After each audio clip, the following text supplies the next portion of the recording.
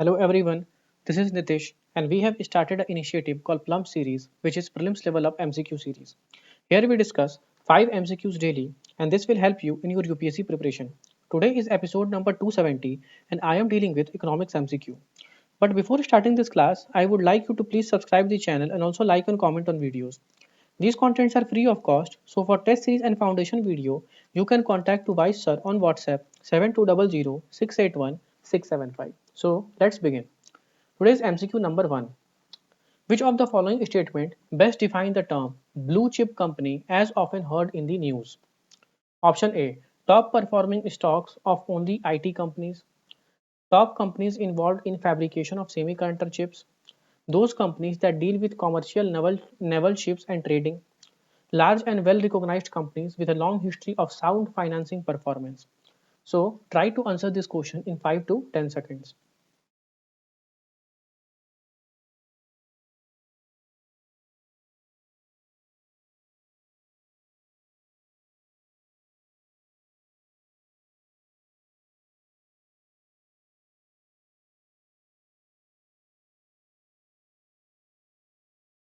So its correct answer will be option number D, that is large and well recognized companies with long history of sound financing performance are the blue chip companies. Now let's look at the explanation. Blue chip stocks are the share of very large and well recognized companies with a long history of sound financial performance, and such companies are called blue chip company, which is already mentioned in the option number D. Now move on to MCQ number 2. So on the basis of the paragraph, you have to identify the correct option. Consider the following description, that is, it is the second largest employment generator in the country. It has close linkages with agriculture and the ancient culture and traditions of the country. It contributes roughly 2% to the GDP of India.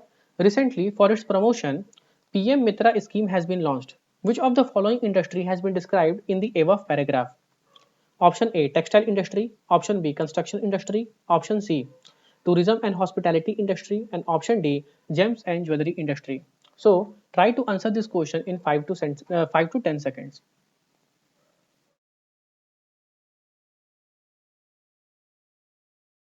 So its correct answer will be option number A, that is textile industry.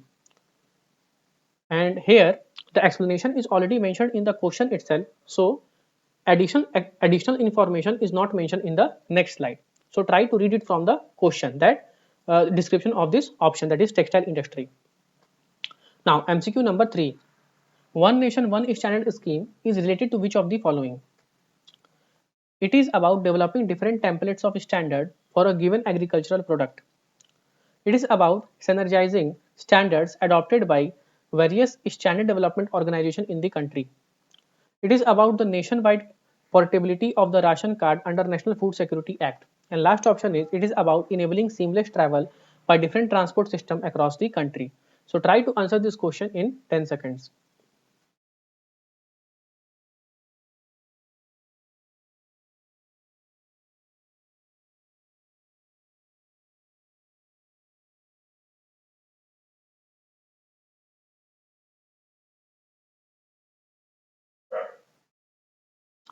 So its correct answer will be option number B, that is, it is about synergizing standards adopted by various standard development organizations in the country. Now let's look at the explanation. One nation, one standard scheme has been launched with the aim to synergize standards adopted by various standard development organizations in the country, which is statement number B. Now let's look at the additional information, that is, the voluntary integration scheme of multiple standard formulating bodies will bring uniformity in the quality of goods and services produced in the country and will boost brand India image. So this is the description of one nation, one nation, one standard, and here the correct option is option number B. MCQ 4. With reference to the non-accelerating inflation rate of employment, that is NIRU, which of the following statement is correct? It is the highest level of unemployment rate that can be sustained without causing growth in wages. When the unemployment is at NIRU level, inflation will be constant. It reflects the level of disguised unemployment in the country. It is always calculated by adjusting the inflation rate to the GDP of the economy. So try to answer this question in 5 to 10 seconds.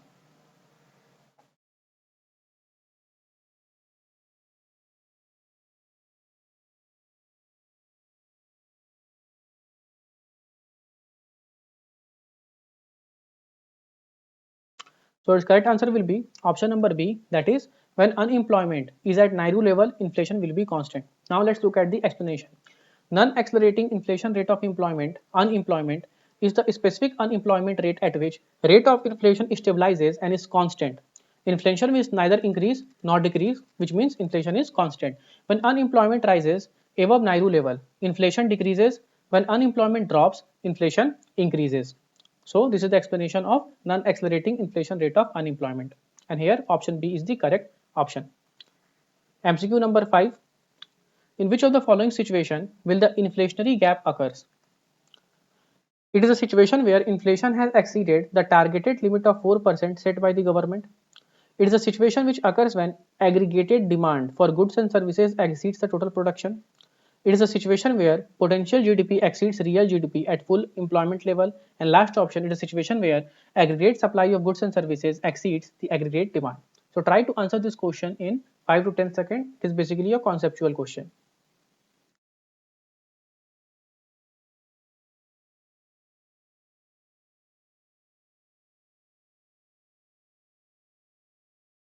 So its correct answer will be option number B. That is, it is a situation which occurs when the aggregate demand for goods and services exceeds the total production. Now let's look at the explanation.